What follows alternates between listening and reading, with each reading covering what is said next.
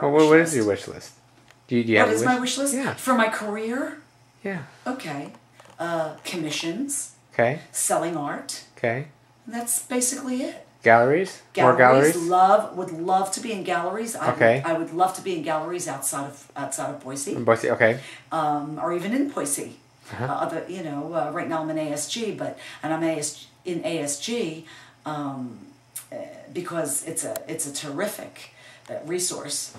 There are 40 Idaho artists there. Right. But also it doesn't limit my ability to be in other art galleries. And I can still be a free agent. And I'd love to be in galleries all over the West. Well, good. Yeah, definitely. Are you trying to do anything? I mean, are you broadcasting it out? No, right now I'm just painting. Just painting it, okay. Yeah, just painting. I'm waiting for Artisan to get back to me for a spot. Because I'd like I had a featured artist exhibition up there for July of last year. And that's at Artisan Gallery in McCall, which is a wonderful gallery, run by wonderful people. Maybe I should go up there and video it. You have to call her. Yeah, I know. They might want it. Yeah, absolutely. Judy and Mike McGuire. Yeah. They're just awesome people. No, is they that really are, and it's a beautiful gallery. It's right next to the lake, right? Is that the gallery I'm As talking you're about? going into town, I think it's on the left. It's the big blue house. It looks like a big blue house. Big blue gallery. Okay. And they had a wonderful show for me last summer.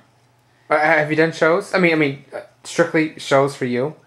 Art Source Gallery. Excuse me, Artisan Gallery in McCall. Okay, and how long did that go for? Like, for the month of July. Okay. For the month of July.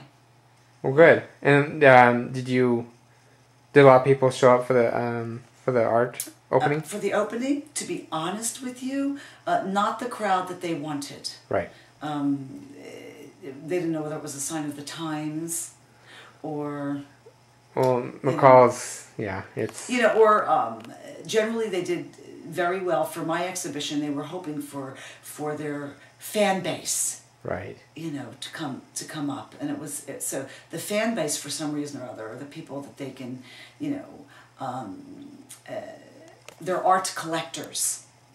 We're not overly available in that summer. We're not sure why it is. Well, it happens. Still, it's a one. Yeah, that's what they said. It's like a crapshoot.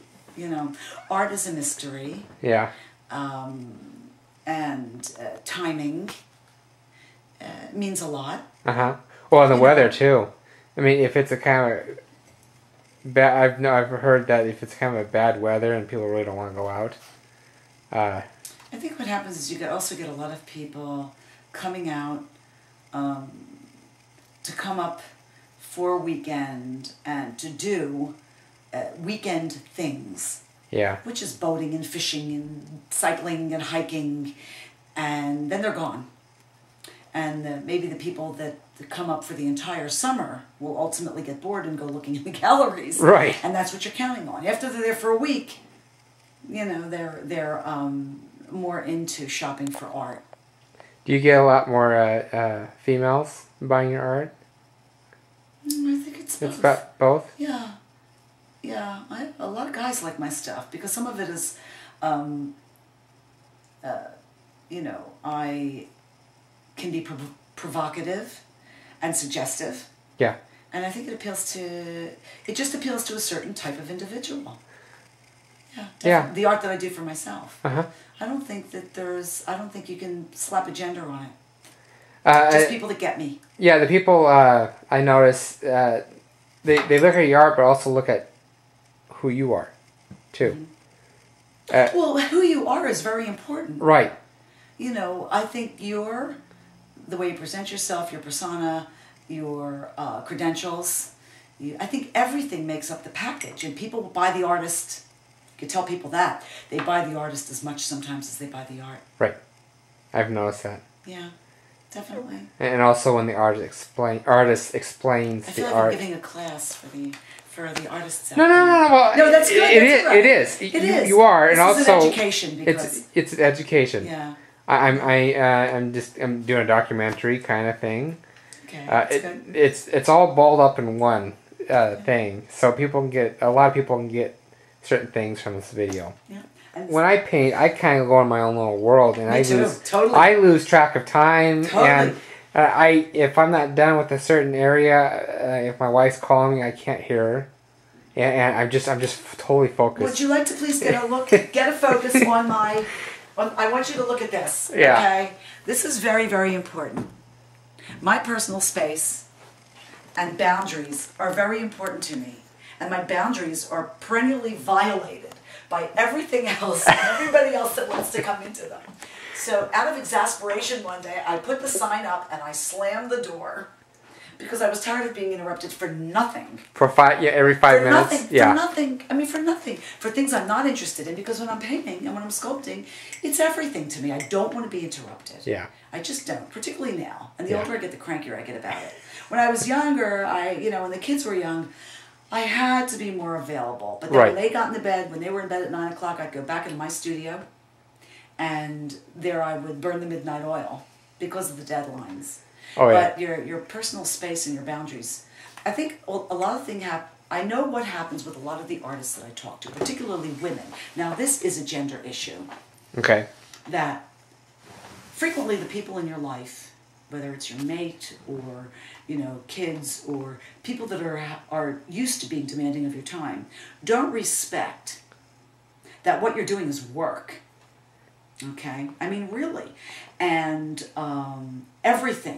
anything that they want at that moment takes precedent over what you're doing. It's just not important, It doesn't matter if it's putting food on the table and paying the bills. They still don't get it.